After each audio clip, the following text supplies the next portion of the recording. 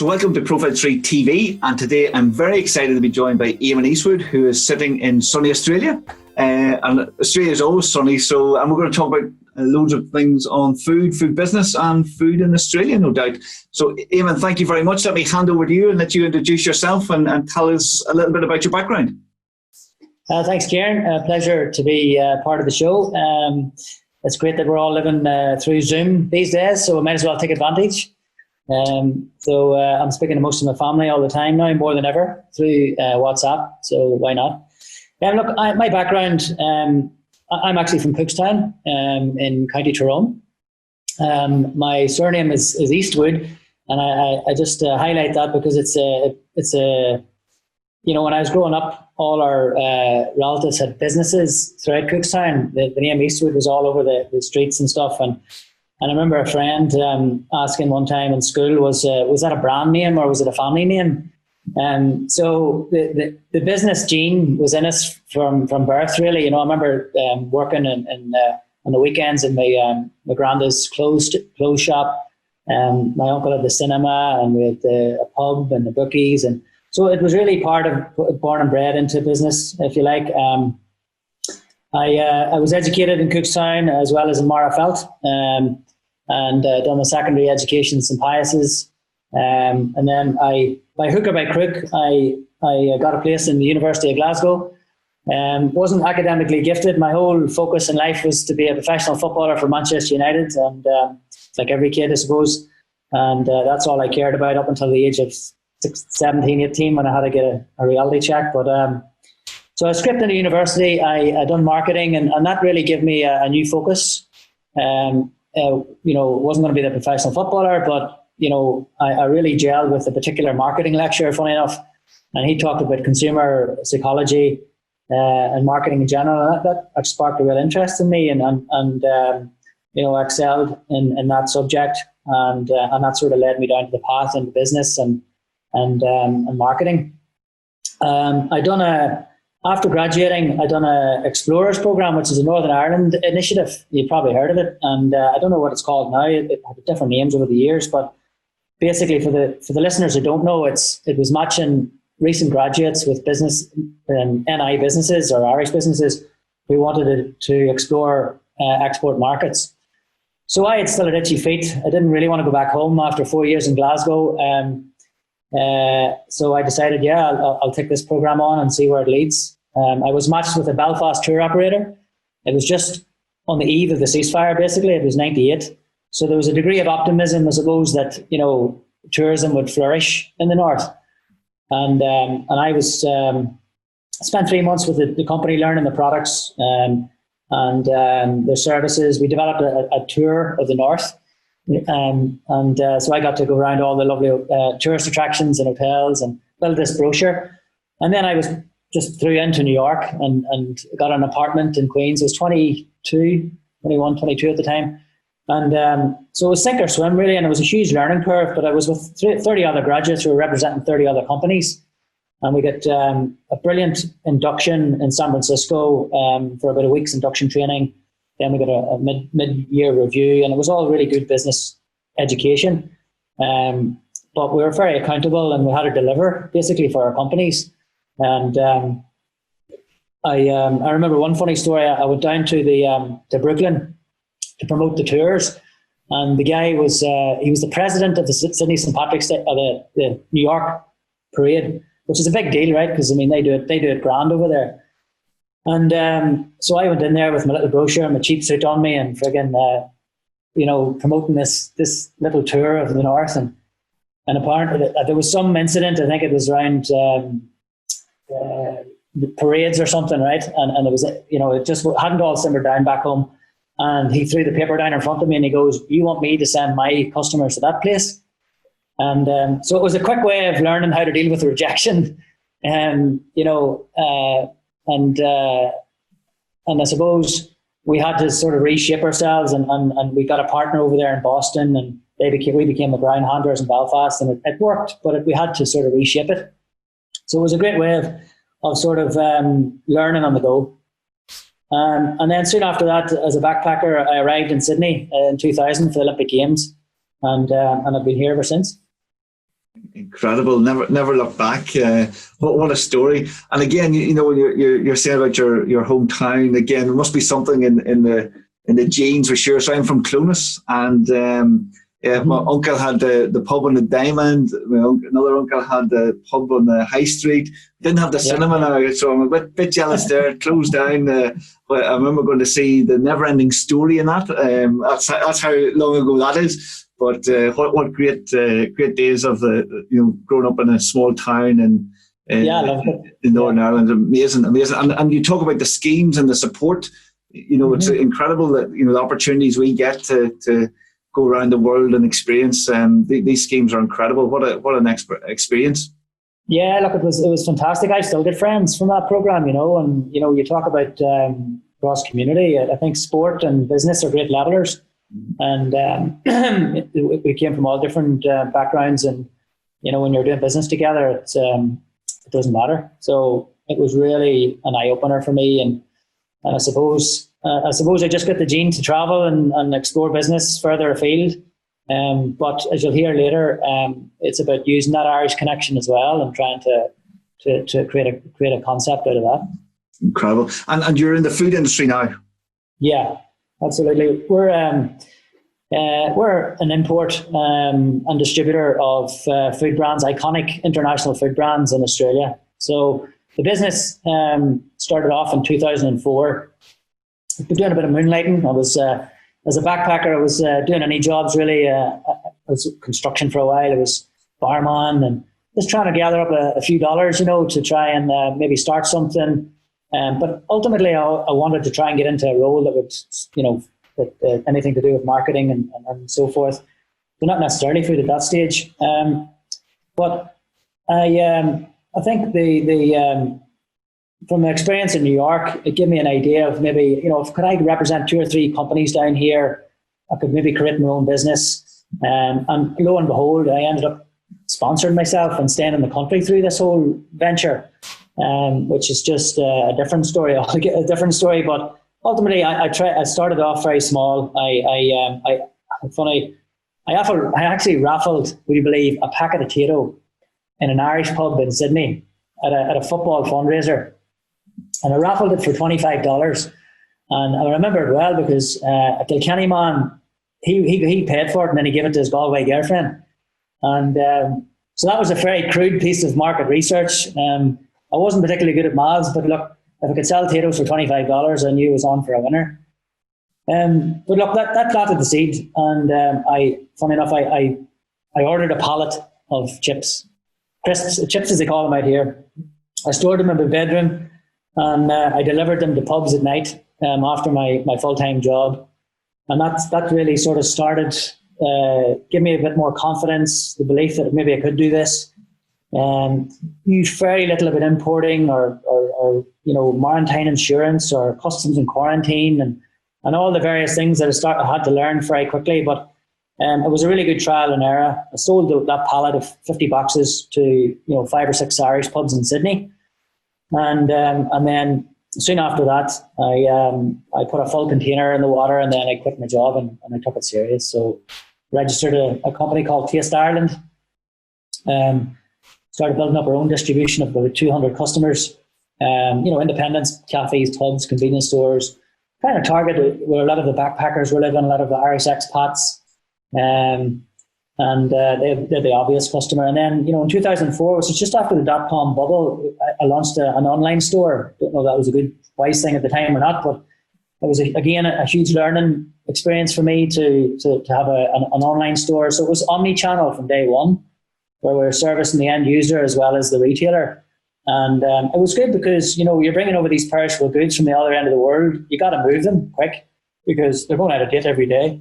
And that was one of our greatest challenges is the whole demand planning and forecasting to get the right amount of stock here so we could service our customers and make sure the stock was in date. So certainly in the early days, that was just that was a challenge, but we've become a lot more sophisticated now. So that took us up to about 2011. Amazing. And I'm just thinking, such a young e-commerce site, and today we do a lot of obviously web work, and it's just incredible how many businesses are coming in to us still today and saying, Do you think going online is a good idea, and you're just going, oh my word, it's the only way? You think COVID would have taught us one thing, but there's still opportunities. How did you find the early day e-commerce to where your business is now? Yeah, look, I mean, it was such a learning curve, I suppose. I mean, e-commerce was quite in infancy then, because Facebook hadn't even started then, right? So it worked, but I think the main way of marketing back then for us, I was gathering emails. I was going to Irish functions and promoting a free hamper or something, and gathering business cards and building up the database. And then I'd send out. I was always big into the newsletter, the EDM, and it was always really content rich even back then. And we've went through dips where it was become really product focused, but now it's back to sort of its roots, where it's more community and content rich, at least the weekly EDM. So back then, we might have joke of the week and recipe of the week and brand focus, and it was really built up a really strong engagement. And I knew every time I sent out a newsletter, would get maybe $1,000 revenue or something. So I knew something was working, and that was about the height of the marketing, I think. At that time, I probably ran traditional marketing. I put an ad in the Irish Echo, which was the Irish community newspaper. But I loved e-commerce. I loved the idea of the reach, and the one key thing was people in Ireland could shop online, and we'd send the goods to their friends and family in Australia. So that was gold. And that was never the initial intention, but by God, it has become the focus, especially around Christmas. So all of a sudden, we were connecting the global Irish through food, and that became the tagline. Where we were a real tangible. I mean, the Irish community is quite rich here and diverse, like the States. We've been here. The Irish have been here for 300 years, so it's in the fabric of society here. So all of a sudden, we had something really tangible to within the community. The street names were Irish, and the politicians were Irish, and Ned Kelly and all this. And all of a sudden we had the Irish products here for the first time ever. There was no Irish products here ever. There's Guinness and whiskey, and that's it. So I think that created a real buzz and something really tangible. And then social media came out maybe 3 years later, and that really worked amazingly well for us. It was a potent mix of a digital community, but somebody living away from home, and then they could get their products and they can connect with home and talk about that. And that whole mix was really, really good for our business. So even though we were a traditional distributor, wholesale distributor, we had this powerful e-commerce retail wing happening as well, where we're touching the customer, understanding the customer. And I think that's what makes us quite different, from traditional food distributors down here. So we've continued with that omni-channel. Sometimes to the objection from some people in the team here, they think it's a distraction sometimes, and is it a marketing channel or is it profitable? But it's working now really, really well, and I'm glad we stuck with it. Incredible, yeah, and for sure. And do you find it's a great story? You're going down a channel for marketing, and then something else happens that wasn't expected. So again, you're thinking of setting up e-commerce and selling in Australia, but actually the customers are coming from Ireland and buying. Yeah. Do you find that often happens in marketing? Yeah, I think in this day and age, where the market's moving so fast, you have to sort of put it out there, be agile enough to move, and if you see revenue coming from this direction, well, then all of a sudden that's the focus. And I think that's really prevalent in marketing today. With this, it's testing, it's A/B testing, and it's if that doesn't work, stop doing it and kill it quick and try something else. And that's the reality of business. I think you got to be nimble enough and to move where things are working and stop things that are not. So that was a good lesson. No, brilliant. No, it is exactly. No, amazing, and great to hear. And this is the thing: you often see people who don't take risks and try something new, in marketing, but if you're not trying, you get the no fast, and or maybe you get the win. So no, it's like, what a result, incredible. So if someone who isn't in Australia at the moment, not that I'm a wee bit jealous, obviously looking out at the rain today, you'd be well used to that. So if we're looking at your business today, what do we see? You're supplying the Irish community, and you've got online, and you're supplying shops and bars and cafes with Irish goods. Yeah, so I stopped off there when I was chatting about the business up to 2011. So it really took a massive turn in 2011, where we got national distribution in the large supermarket down here called Woolworths. So we get into 600 stores, and we get 5 products listed in 2011. 2 years later, we get into the second large supermarket, Coles, and they're into 700 stores. So now we're up into 2,000 stores, national distribution, and Woolworths and Coles who own a duopoly. And that's one of the earlier or later points that I was going to touch on is the dynamics of this market. It is a duopoly. Woolworths and Coles own 75% of the retail market down here. So if you want to move any product in terms of volume, you got to play with these guys. Whereas in the UK and Ireland, Europe, there's a lot more players, and I think it's a far better competitive landscape, at least for the vendor and the customer. So we had to play ball with these two. In the first year we got into Woolworths, it was tough because they were sort of trying to screw us. We didn't have Coles to leverage off them. We get into Coles, and then we started leveraging a little bit. The negotiation was a bit better, but you're a small fry compared to these guys. They're both $30 billion companies. They own the whole retail landscape. Like, I mean, from nearly farm to liquor store to the petrol stations to supermarkets, everything. Like, they really are a huge concern down here. But anyway, we got into those two guys. They're now at least 70% of our revenue, Ciaran, and that's fine. We just got to manage that. We want to build up the independent retail space to de-risk that.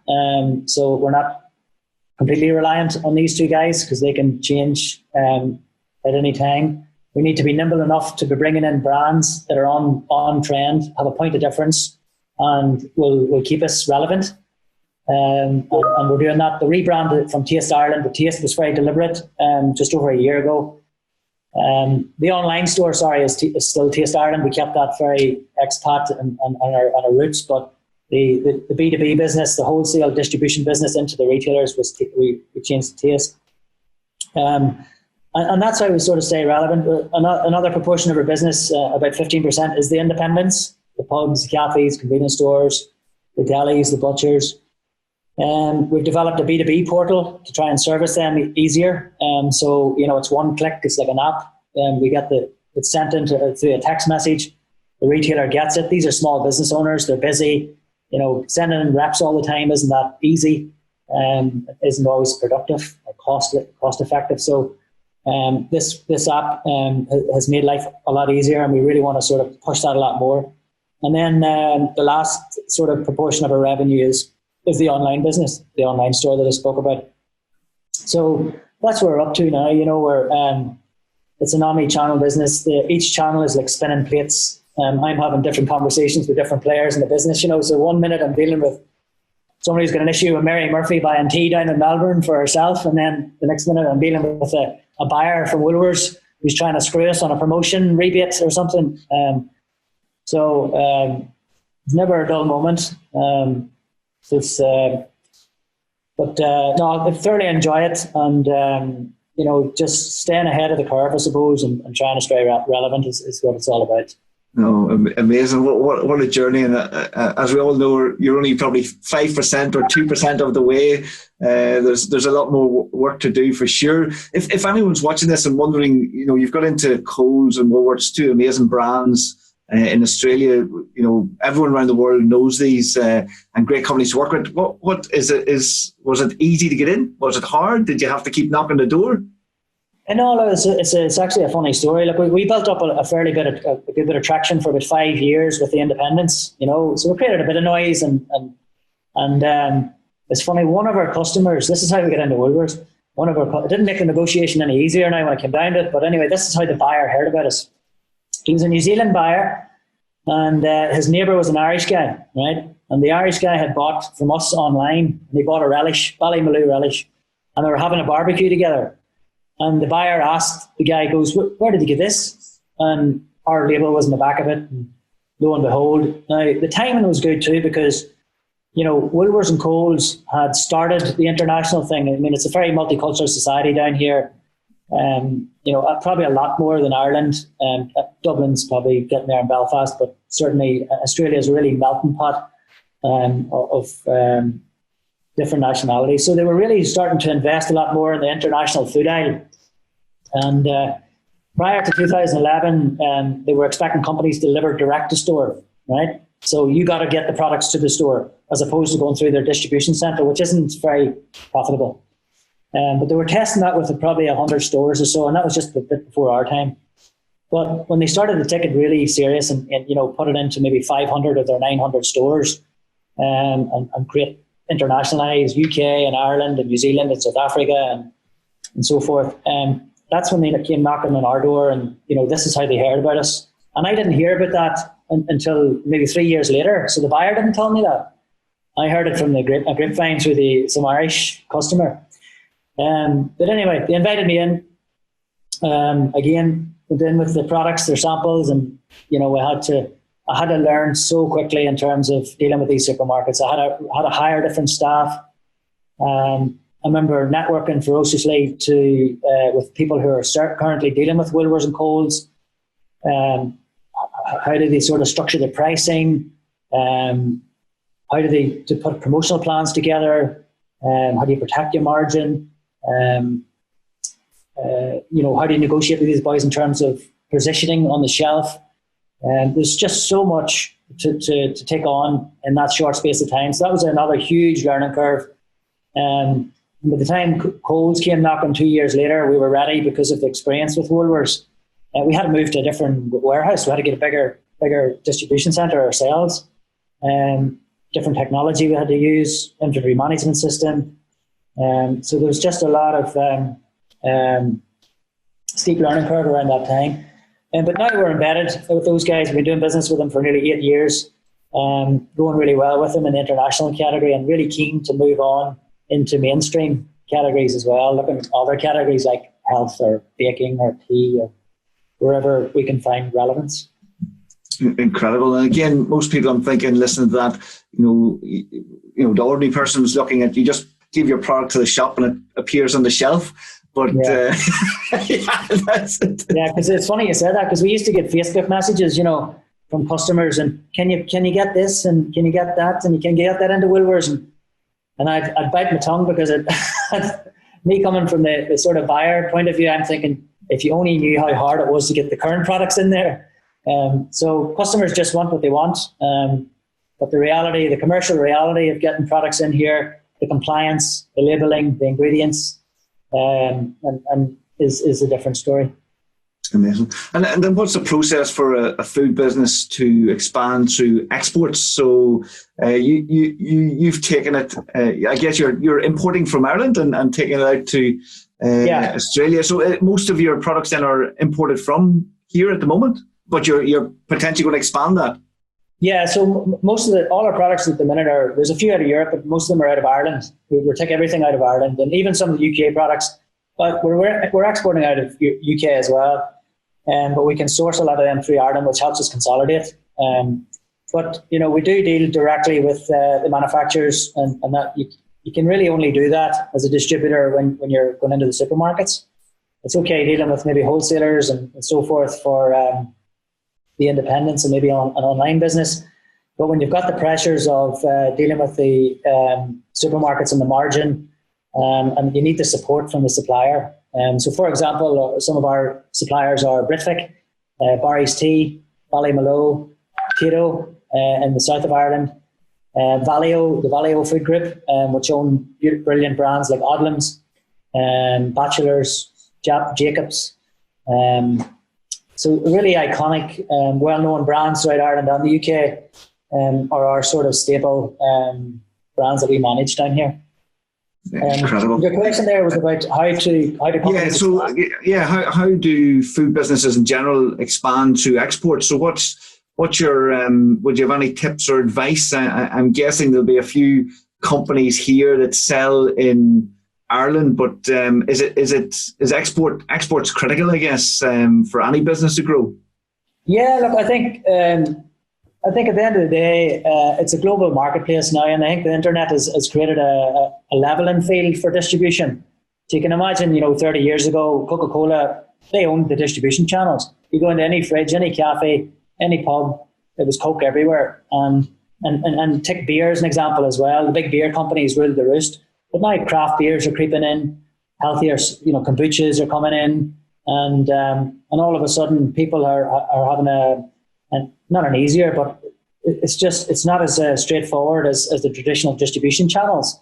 So I think I like the term a global micro brand, where you can think of a gin distillery in Ireland, and can all of a sudden distribute all over the world and market through social and use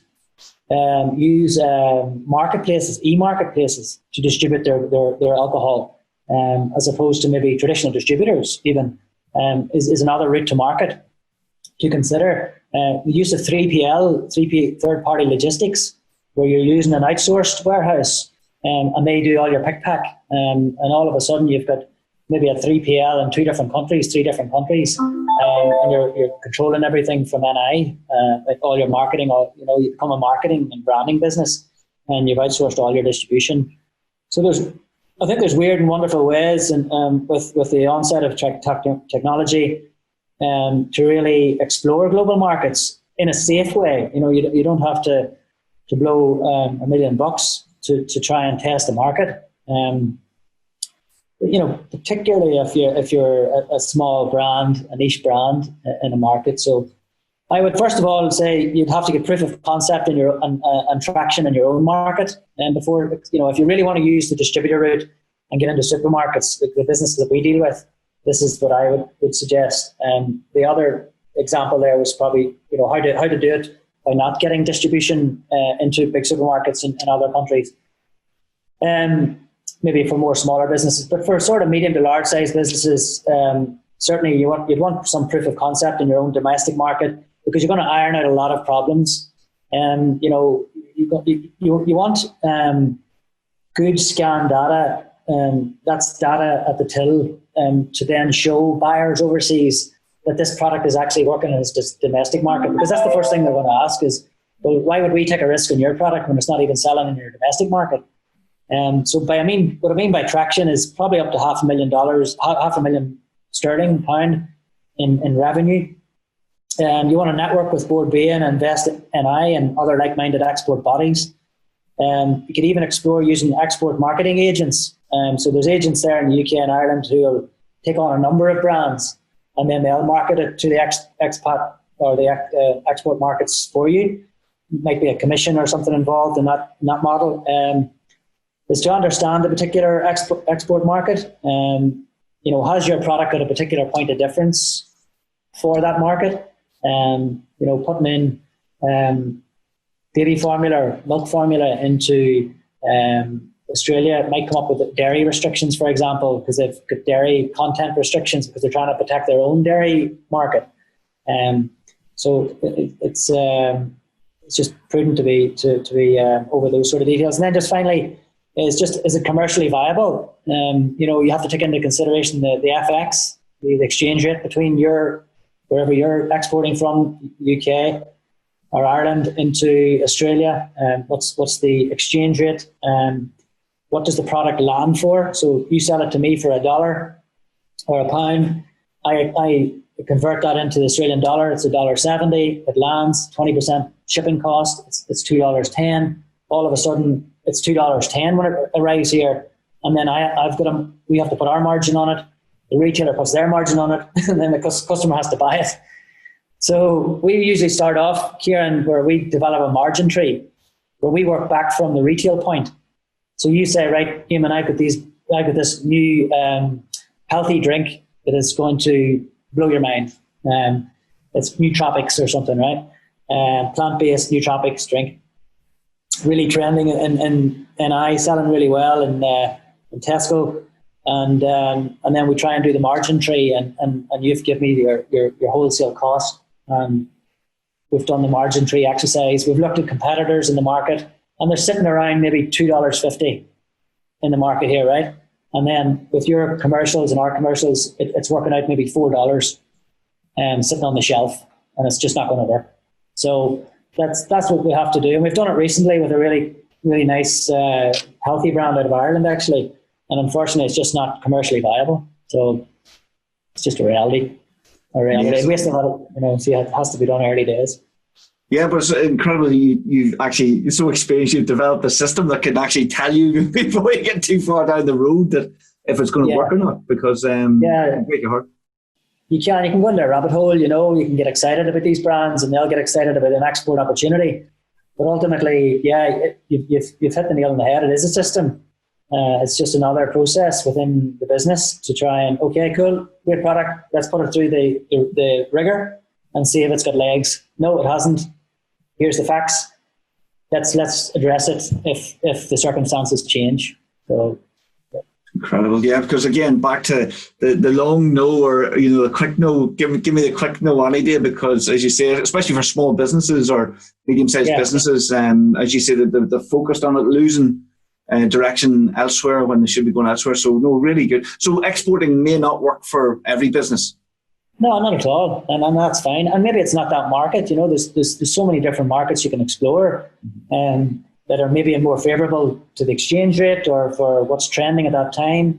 But I certainly know that some of the innovation that's coming out of Ireland is exceptional, and I think there's plenty of scope for NI food brands to explore various different markets. I think the Middle East is working very well for the North at the minute, and I know Invest NI have put a lot of work in there. But equally, South America and of course Asia there's plenty of opportunities there. Incredible. And a sideways question, I guess. We know, Ireland, Irish products are seen globally around the world as, in my opinion, as really high quality. And we talk about NI and Ireland. Do you see, do the consumers see a difference? Do they see Irish or do they see NI? Do they actually hunt for that, or is it generally Irish products? And are they? I would say it's generally Irish products. I think that's it's a very good thing that New Zealand have done. Actually, a really good example where they have mixed food and tourism together and marketed into China. They have a very similar economy to ours in terms it's similar size, agriculture based traditionally, same population. We've got a big brother that we don't always like. Ours is Australia and potentially England. A lot of multinational companies like Ireland would test New Zealand before they go into Australia and stuff. So there's so many similarities. And I thought one thing that I've seen recently is how New Zealand marketed themselves as a tourism and food business, a food country destination. And I think Ireland can do that really, really well. And I think they're starting to do it, Tourism Ireland and Board Bia working closer together. So, yeah, look, I suppose I've dealt a lot with the southern brands over the years, and certainly worked very closely with Board Bia. And I think their food sustainable program is world class. So I know that they've got ambitions to be, I think by 2020, is it 15 billion in exports, or 2024, 16 billion in exports. It used to be 12, but I think they've increased it. So very aggressive sort of monetary targets, but their program is brilliant in that if you want to be supported by the Board Bia program and introduced to export markets, then you got to hit these certain criteria in terms of sustainability. And all of a sudden that gives you a lot of credibility in the export market, and it opens up a hell of a lot of doors. So I think their strategic approach, and I think they've done a paper with Harvard. I remember going back to the marketplace there. They do a marketplace trade show for distributors every couple of years down the RDS it was, and they were sort of showing us on how their food companies are educated and how they have to take the sustainable approach if they want to be promoted by the government, Board Bia. So, they're definitely in the right path. And I think Invest NI aren't too far behind. I think they're taking approaches down. They have an office here in Sydney now. So it's great to see. No, isn't it incredible that the guidelines and encouragement for businesses, because you're starting out, you don't know nothing, you're just trying to really get the money in, the cash in, and keep the cost down. But the guidelines, the bumper rails are there to try and keep you on the straight and narrow. And if you do make it, then you're on a great path for global domination, all being well. No, it's amazing to hear, and it does make you proud. The perception of Ireland and Irish food, north south, globally, it's brilliant. What an amazing perception of our some of our most important industries here, agriculture, going back how many years and everything else. And I've got 2 or 3 last questions. I better let you go because I know it's late with you now in sunny. I'm still a wee bit upset about the weather, but anyway, we'll not go there. So it's actually 16. It was 18 degrees today, so it was quite cold. Cold, yeah. I could open the window, only the whole computer be covered in rain, but what to do? Is the food industry in Australia, is it very similar to Ireland, or is there real differences that people need to be aware of? Yeah, look, I think it's a good question. I think because of its multicultural sort of focus, as I touched on earlier there, Ciaran, it certainly is a melting pot of cuisines down here, really sophisticated coffee culture. It's so much so that they've exported into New York their coffee culture, in terms of Aussie cafes. And there, I know Ireland's coffee culture is certainly on the rise as well. But because of the outdoor lifestyle and the alfresco cafe lifestyle, and everybody's drinking their coffees with their wee pinkies, and so it really is a way of life, that cafe culture. And then when you've got the close proximity to Asia, and all the wonderful cuisines that come out of there. I mean, Asian fusion restaurants are so popular down here, where you're fusing all the different Asian countries together. But you've got Vietnam, and you've got Thailand and China and all the like. So that's one. The Middle Eastern influence, a lot of Lebanese, Muslim and Christian, and all their cuisines. And then, after the Irish and English settlers were the Europeans and the Greeks and the Italians, and they've got such a massive influence down here in terms of food. So that sort of gives a real nice flavour down here and diversity in terms of the cuisine. Yeah, and as I say, I suppose the domination of Woolworths and Coles sort of gives a different sort of flavour down here in terms of that duopoly. Compared to back home, but they're getting slowly but surely. There's different players coming into the market. Aldi came in recently, about 6 years ago. They're now 15% of the market, which is massive. We've got Amazon arrived two years ago, and they're slowly but surely adopting their model to here. So things are starting to fragment a little bit in terms of the retail landscape, but certainly the options and flavors are fantastic. Incredible. And again, I'm thinking, if there's any small Irish food businesses watching this, would you recommend exporting? Is it looking at that? Is that something that you would push companies to do, or you go with caution?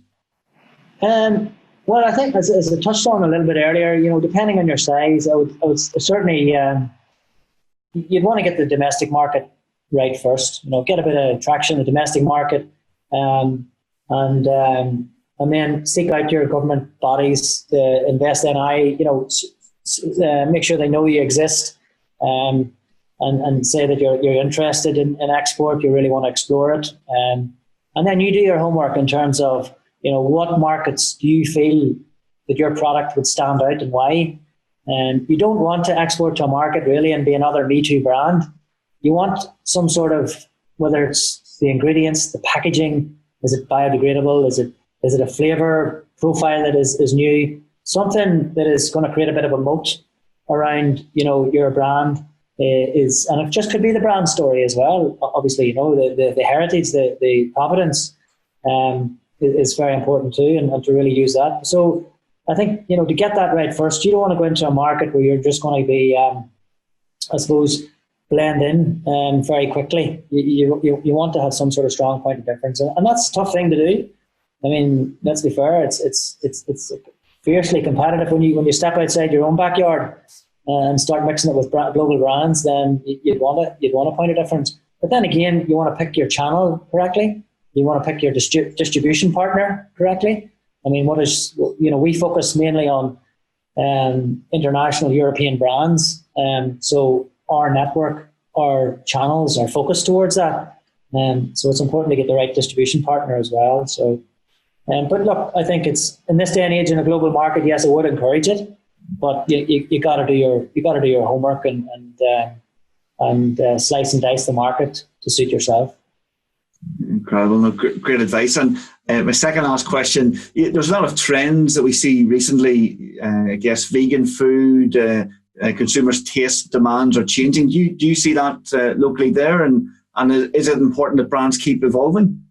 Yeah, absolutely. I think with Australia's sort of healthy outdoor lifestyle, I know that we've adopted some of the trends quicker than some European countries. And I think that fluctuation of people coming in here all the time in different countries is fantastic for diversity and ideas. And so yeah, the whole sustainable movement is here. The vegan thing is on the rise. Plant-based is on the rise.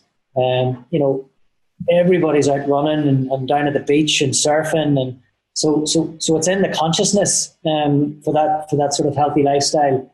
Anyway. But we're certainly seeing that. I've got a colleague, he's just launched a new business here for a probiotic drink.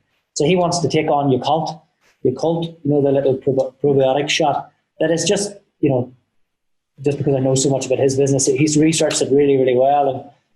And Yakult is a lot of sugar, basically, and he wants to make his a lot healthier, sugar-free, and the right number of probiotics, and it's a daily shot and stuff. So, gut health is massive. You've seen the rise of kombucha. So absolutely, it's a must. We're speaking with a number of brands at the minute. We're in negotiation, so I can't mention what the brands are, but there's one of them out of Ireland and the other two out of one UK and one is a European brand. And they're all in their own right. They've got a point of difference.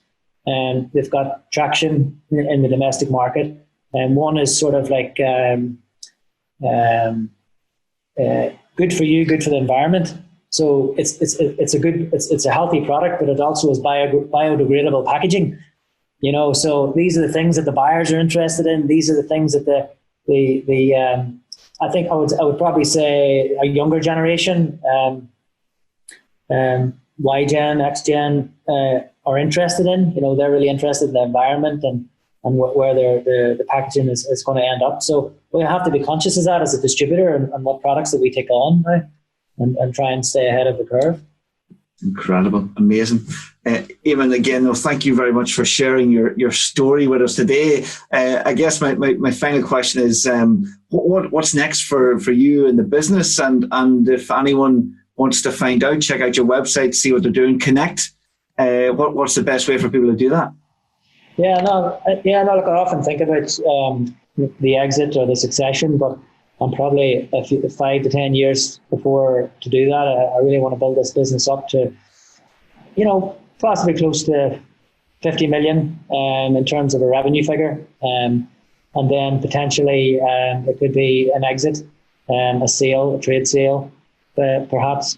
To get there in that space of time, I think we have to be fairly prudent in who we take on as brand partners. I think we need to really get into mainstream here in Australia in a big way, and that we're bringing in, we're partnering with the right brands that are trending, brands that have a point of difference.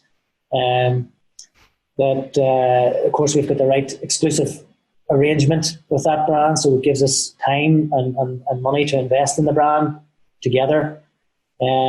Acquiring other businesses, I think, is another quicker way to get there. So, maybe we could pick up a few brands or a few companies along the way to acquire. But I still will run with the omni-channel here. And I think, as I say, I love that online and the wholesale together, where we're sort of touching the end user. We're learning from the end user. We're engaging with them through social. We're promoting our brands through social and various other means.